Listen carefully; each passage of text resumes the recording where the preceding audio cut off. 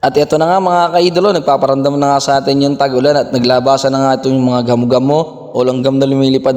Sobrang dami nga pala nito sa loob ng bahay din namin kaya nagpatay kami ng ilaw at dito nga ay naglipatan sila sa solar Sobrang dami. Senyalis na yan talaga na papasok na ng tag-ulan at matatapos na yung ating init ng panahon. Makakaginahawa na rin tayo. Matatapos na yung ating magreklamo ng sobrang init. Ang ating namang irereklamo ay sobrang ulan naman. At dahil nga wala kaming ilaw sa loob ng bahay, ay dito ko na naisipang magluto ng aming ulam na bangus at saka pritong itlog lang mga kaidolo dahil nga maliwanag naman dito dahil solar, ay dito ko na naisipang luto kasi nga hindi talaga pwede pa sa loob gawa ng sobrang dahil pa rin naglipanan na lumilipad kahit patay na ang ilaw At napapost pa nga tayo dyan, dito nga sinalang ko na yung ating isang pritong itlog agad Napakasolid ng ating dyan kalang gaslight, halos magkasapong taon na yan at napapakinabangan pa rin namin ngayon. At hindi rin pala lang sa amin naglipa na ang mga gamo-gamo at langgam na lumilipad mga kaidolo. Dito rin pala sa amin kalapit purok ay talaga naglipa na rin sila. Talagang lumabas na sila gawa nga ng talagang papasok na yung ating tag-ulan At dito nga yun medyo maluluto na yung ating itlog at talagang dito na kami sa labas nakatambay Dahil nga naglipa na pa rin sa loob ng bahay yung aming mga langgam at gamo-gamo.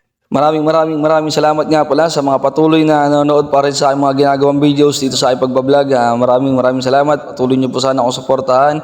Kahit pa unti-unti ay umuusad naman yung ating ginagawang vlog. Sana huwag kayong magsawa. Pagpalain tayo ng Panginoon Diyos sa mga ating ginagawa sa buhay. At dito nga ay atin ang hinango yung itlog natin na luto. At napakabilis nga lang sasalang lang agad natin yung ating pangalawang itlog Napakasimpleng ulam pero napakasarap pagsaluw-saluwan.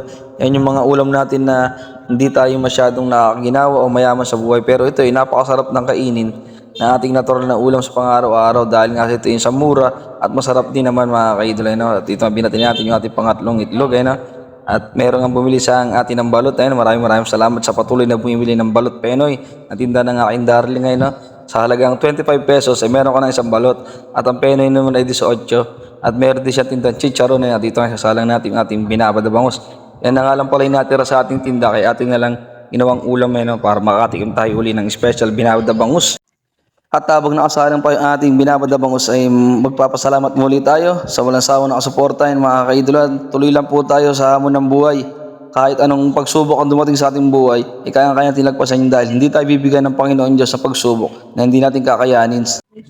At dito na nga ay naluto na nga yung ating binabad na bangus nadurog nga ito dahil na sobrang sa babat at maya-maya lang ay pinagsando ko na ng pagkain yung dalawa kong anak tsaka yung aking mami dito sa labas dahil di pa rin pwede kumain sa loob ng bahay Kaya dito ko sila pinakain at maya-maya na kami kakain mag-asawa doon na sa loob. Kung magustuhan nyo pala ang video to, huwag nyo pong kalimutan mag-follow, like, and share. God bless po sa ating mga kaidolo. I love you all.